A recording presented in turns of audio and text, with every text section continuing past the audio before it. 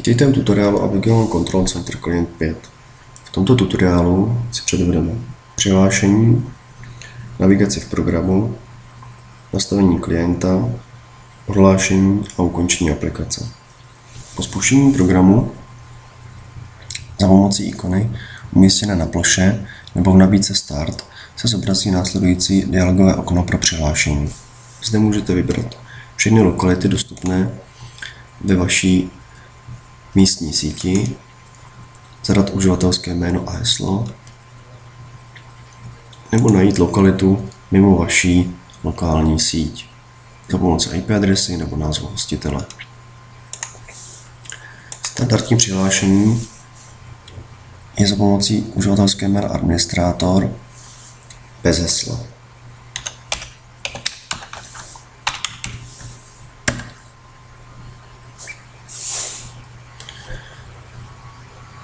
Rozhraní programu je rozdělené do části pro zobrazení kamer,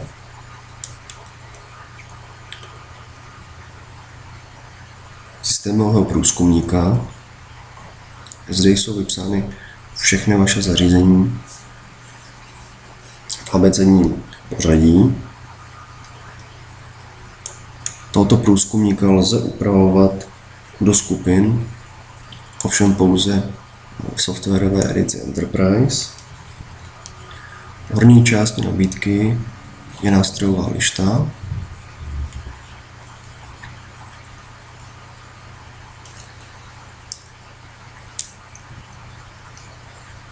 Další nabídku lze zvolit kliknutím na tlačítko plus, přidat nový úkol.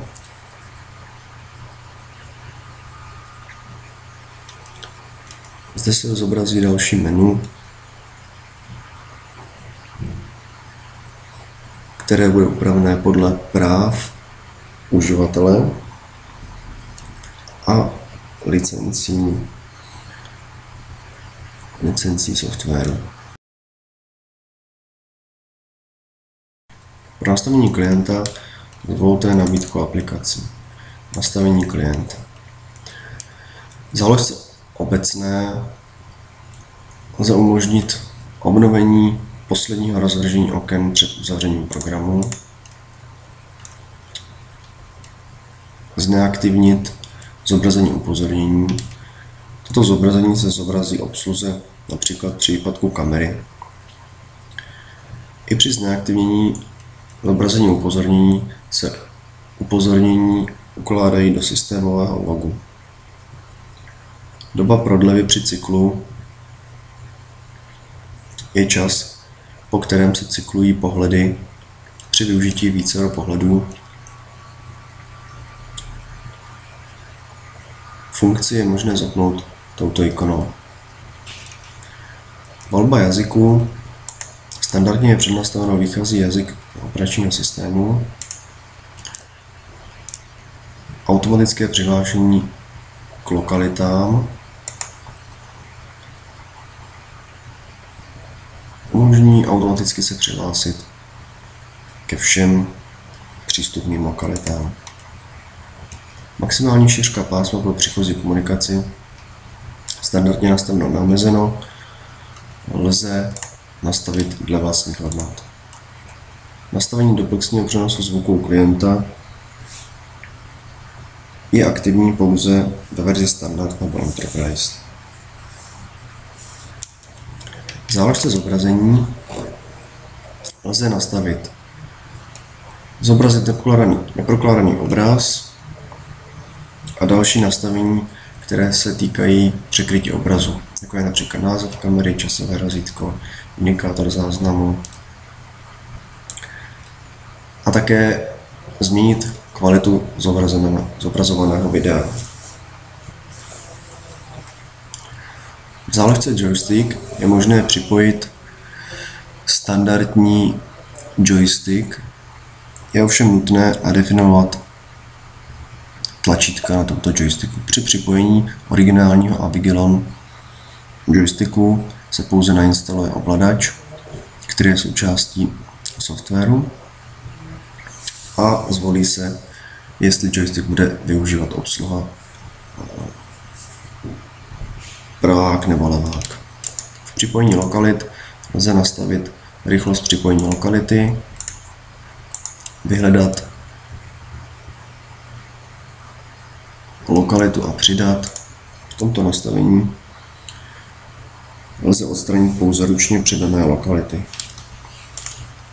Pro odhlášení z lokality klikněte pravým tlačítkem na lokalitu a klikněte odhlásit, nebo v nabídce aplikací zvolte odhlásit. V tomto tutoriálu si převedeme přidání kamery, digitální zoom, ovládání PTZ kamery, pohledy a zobrazení. Po přidání kamery do zobrazení jednoduše dvojklikem přidáte zvolenou kameru, nebo kameru přetáhnete do zobrazení, na kameru klikněte pravým tlačítkem myši a zvolíte přidat do pohledu. Pro odstranění kamery z pohledu můžete ikonu zavřít nebo označíte zobrazení kamery a zmáčknete klávesou Backspace. V systémovém průzkumníku si můžete všimnout následujících ikon u kamery. Tato ikona znázorňuje, že kamera není v síti nebo má IP konflikt. Tato ikona znázorňuje ručně odebranou kameru, u které je na serveru ještě ohraný záznam. Ikona hodin znázorňuje aktualizaci softwaru kamery. Pro využití digitálního zoomu lze použít scrollovací tlačítko na myši, klávesy plus, minus a klávesnici počítače, ikony lupy,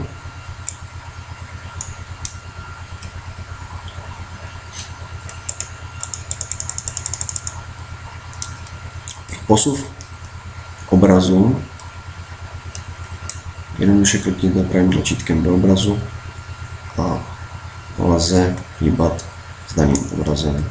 Nebo využijte ikonu posunu obrazu a za pomocí levého tlačítka myši posouváte digitálně vyzoomovaný obraz.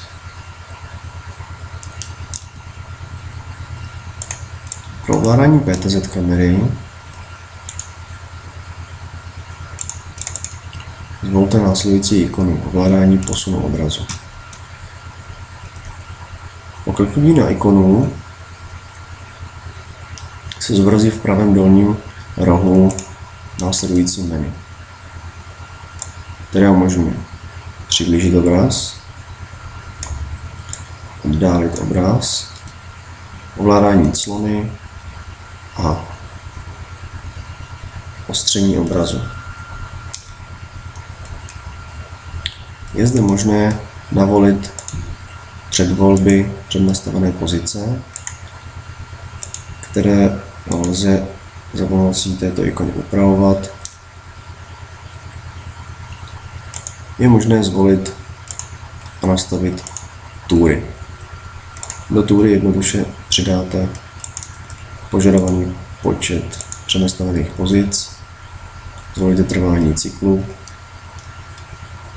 nastavíte rychlost posunu obrazu. Pro nastavení nového pohledu zvolte tuto ikonu, nový úkol a vyberte možnost videa. Zobrazí se nový pohled, do kterého lze opětovně přidávat kamery, kamery uspořádávat dle libosti. Pokud nový pohled nevyužijete, nepotřebujete, lze nový pohled ukončit povolem zavřít pohled. Pro zobrazení nového okna zvolte nabídku aplikací, povel nové okno. Při využití více monitorů se nové okno automaticky zobrazí na rozšiřující monitor.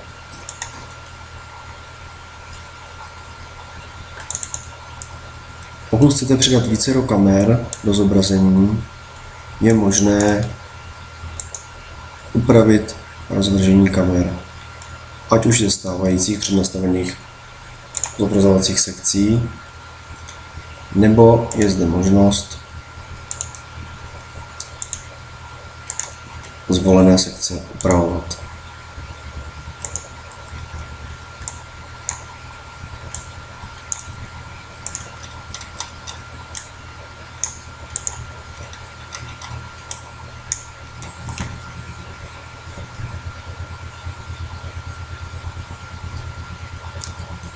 Nastavený pohled lze uložit. Tato funkce je dostupná pouze na verzi standard a Enterprise.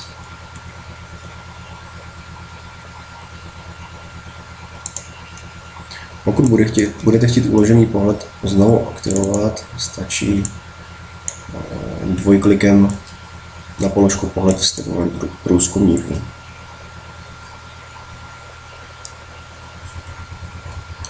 Zvolený pohled lze zobrazit na celou obrazovku za pomocí tlačítka celé obrazovky, odchod ze zobrazení celé obrazovky provedete opět ikonou celé obrazovky, v tomto případě povolím ukončit celou obrazovku. Systémového průzkumníka lze jednoduše zneaktivnit dvojklikem na tuto část zobrazovací plochy. Ikony zobrazení. A Avigelon Control Center Client 5 je možné zaalarmovat zobrazení pro události vyvolané alarmem. V tomto okně se nyní budou zobrazovat všechny alarmové události. Pokud najednou vznikne více alarmových událostí, alarmová událost se zobrazí v následujícím volném zobrazení nebo v novém pohledu.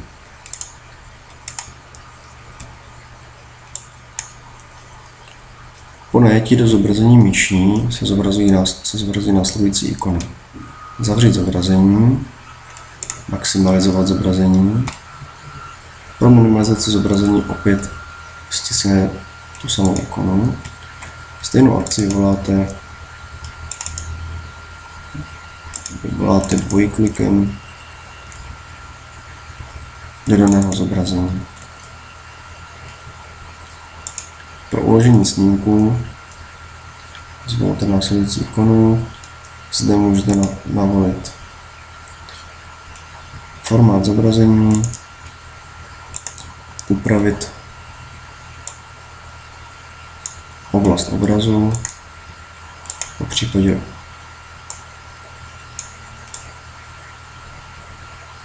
upravit histogram zobrazení, spustit export a vybrat lokaci pro uložení.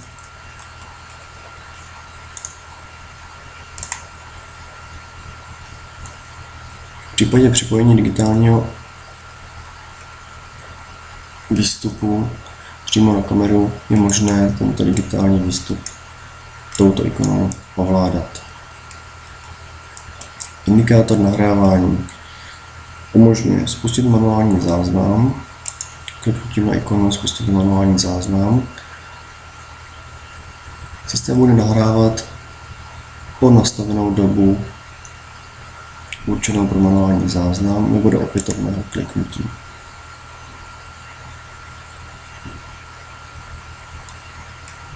Je-li ikona modrá, systém indikuje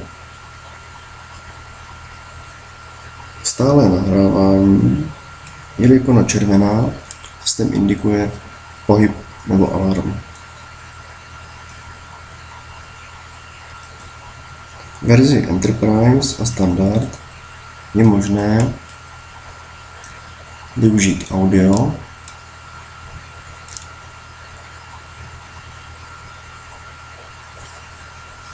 nebo za pomocí mikrofonu využít dvoucestné audio. Při této možnosti se zobrazí zde odpovídající ikona. okamžité přehrání záznamu stačí kliknout pravým tlačítkem myši a zvolit přehrát odpovídající volbu.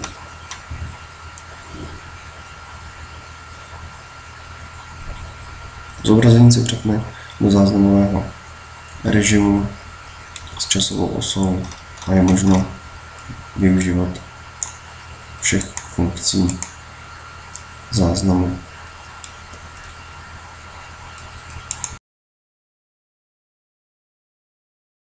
Živý obraz a záznam.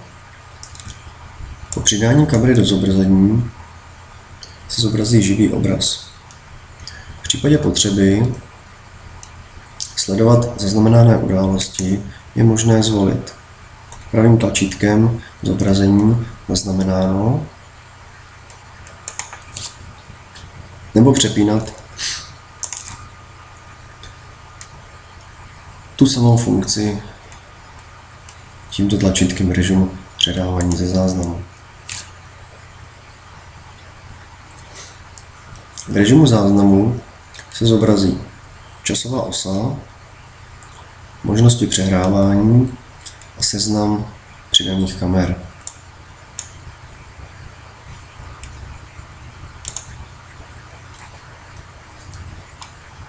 Z časové osy dle barevnosti lze vyčíst následující informace. V případě modré časové osy se jedná o záznam bez detekce pohybu. V případě červené časové osy se jedná o záznam s detekovaným pohybem. Je-li osa prázdná, žádný záznam se na serveru nachází. Je-li na časové ose zobrazená oranžová značka, ta představuje záložku. Označený záznam, který je potom možné vyexportovat nebo také chránit proti přepisu.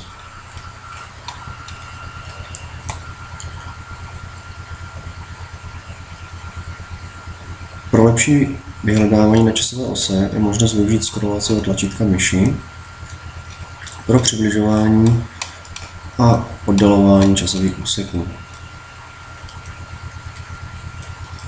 Záznam lze vyhledávat také posunem této červené osy. Pro spuštění záznamu zvolte tlačítko Přehrát záznam. Při přehrávání záznamu je možné záznam až 8krát urychlit směrem dopředu nebo dozadu. Při zvolené pauze je možné tím samým tlačítkem posouvat záznam o jeden snímek vpřed nebo vzad.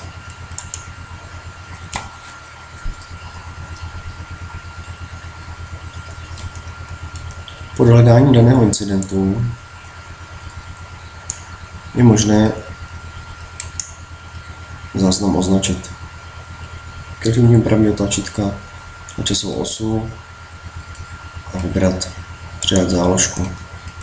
Zde můžete incident pojmenovat, navolit dobu, ať už posunem dvou černých os nebo zadáním časového intervalu. Je možné přidat do záložky i pohled z jiné kamery, popsat daný incident a chránit data záložky proti přepisu.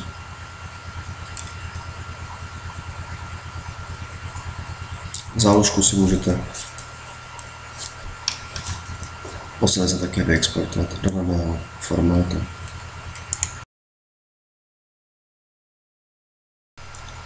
Zobrazení map a www stránek. Pro přidání mapy nebo www stránky klikněte pravým tlačítkem myši na server a zvolte Nová mapa. Zde vyberte obrázek, který chcete přidat jako mapu nebo zvolte nová webová stránka, zadejte popis a místo umístění webové stránky. Pro přidání mapy do zobrazení stačí mapu přetáhnout do zobrazení nebo přidat dvojklikem myši. Do zobrazení mapy lze přidat sledované oblasti, jako tyto dvě, nebo přidat kamerové body, jako jsou tyto dva. V případě napojení nebo zjištění poplachu dané kamery, kamera začne červeně blikat. Na zobrazení nebo kamerou lze kliknout a pohled z kamery se zobrazí v nejbližším volném zobrazení.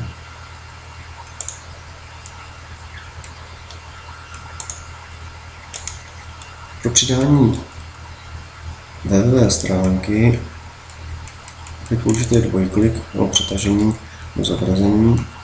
Zde je možné zobrazit webové stránku potřebnou k provozu.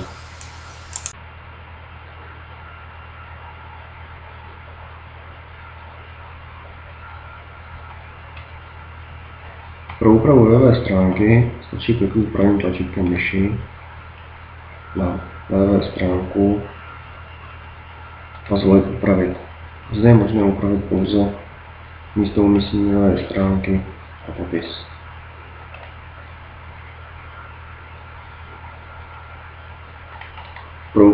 Pro úpravu mapy zvolte pravým tlačítkem myši na mapu, můžete upravit. Zde je možné upravovat oblast obrazu, kterou chcete zobrazit, první segment, odstranit z mapy, zda chcete zvolit zobrazení názvu, jiný rozměr zobrazení.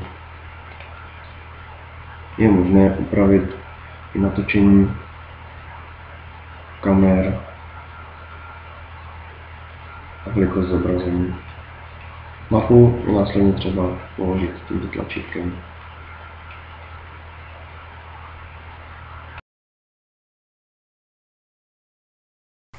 Nastavení a využití poplachu. Pro nastavení poplachu klikněte pravým tlačítkem na server, zvolte nastavení, položku poplachy. Já zvolím ten nastavený poplach a zvolím upravit. Zde vyberete zdroj poplachu. Já mám vybrané automatické zrušení poplachu při zastavení pohybu. Zvolil jsem poplach pro detekci pohybu. Zvolím kameru pro tento poplach. Zvolím zobrazit řezané kamery při poplachu, aby se zobrazil obraz, na kterém bude daný poplach vidět. Přidám přehrání zvuku a navolím uživatele a skupiny, kteří si mohou poplach zobrazit. Můžu zvolit vyžádat komentář při zrušení poplachu. Můžu navolit i aktivaci digitálního výstupu z kamer různých zařízení. Takže můj poplach se jmenuje pohyb, priorita 1, plán vždy, mám povolit poplach. Pokud provedu na kameře pohyb, zobrazí se mi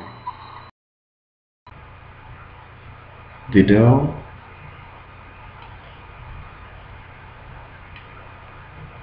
můžu zvolit okno, v kterém se zobrazované poplachy budou zobrazovat.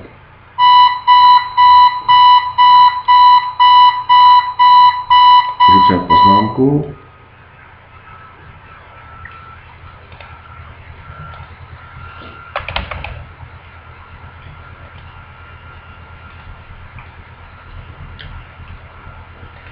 Pro vyhledání poplachu zvolím nový úkol, poplachy, zvolím požadovaný typ poplachu, časový úsek, hledat.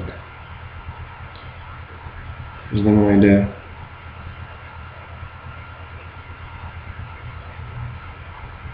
spuštěné poplachy, které můžu exportovat událost, přehled záložek, verifikaci souboru.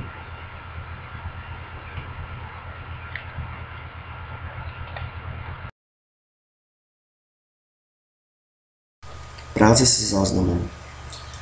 A v Vigilant Control Centru Client 5 je možné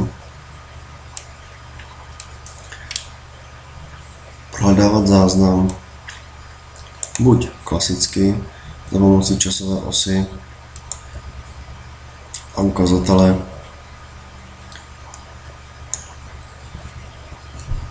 aktuálního umístění záznamu, nebo za pomocí vyhledávání událostí na daných kamerách,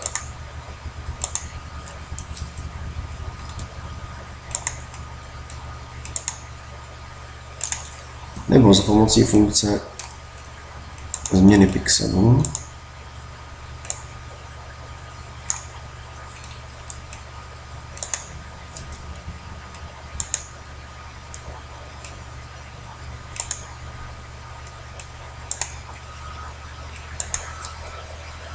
nebo za pomocí funkce vyhledávání miniatur,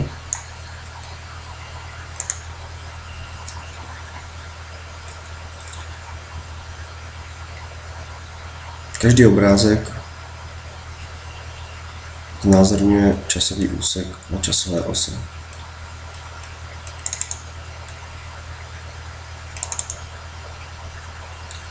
Při kliknutí na miniaturu se dostáváme do kratšího časového úseku.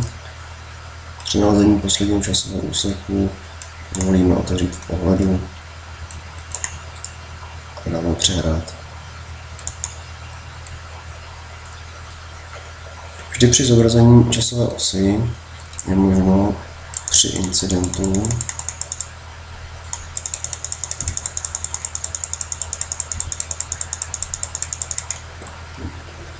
vytvořit na časové ose záložku. Záložku lze pojmenovat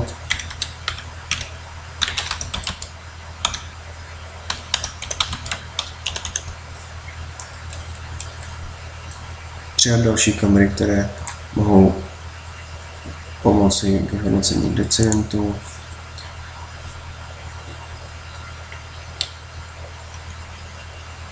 je dobré přidat i popis, který napomůže při pozdějším hledání, zvolit chránění data záložky proti přepisu a potvrdit.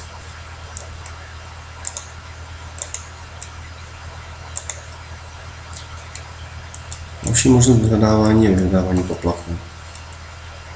Pokud má kamera nastavený daný poplach, jako naše kamera poplach na detekci pohybu, zvolíme časový úsek, dáme vyhledat.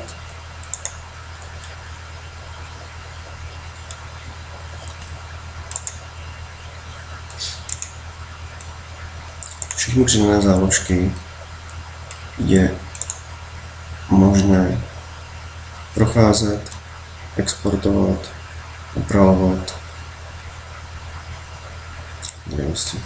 Pro export vhodněte export události, zvolte odpovídající formát videa, nativní, formát Avigilon, pro přehrátí Avigilon Control Center Pairu, AVI formát uzepřené na standardním počítači Windows, obrázky ze snímků, poslání tiskárnu, tisknout PDF. Při zvolení nativního formátu je možnost videosouboru Přiřadit instalační program pro Avigilon Control Center. Player.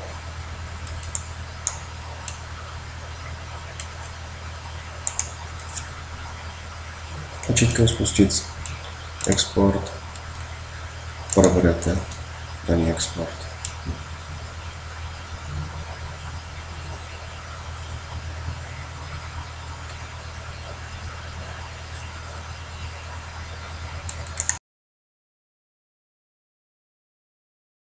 Avigilon Control Center Player je software určený pro přehrávání nativního záznamu softwaru Avigilon, tedy souborů s koncovkou AVE, které jsou zaznamenané v plném rozlišení a plné kvalitě. Tento přehrávač je velice podobný klientskému softwaru a nabízí všechny možnosti přehrávání záznamů a vyhledávání záznamů. Vyhledávání událostí, změny v pixelech, vyhledávání za pomocí miniatur, vyhledávání záložek. Export je možné využít pro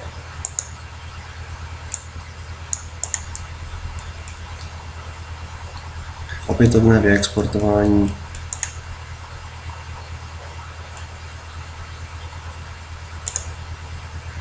již těch nejdůležitějších informací, identifikaci pachatele.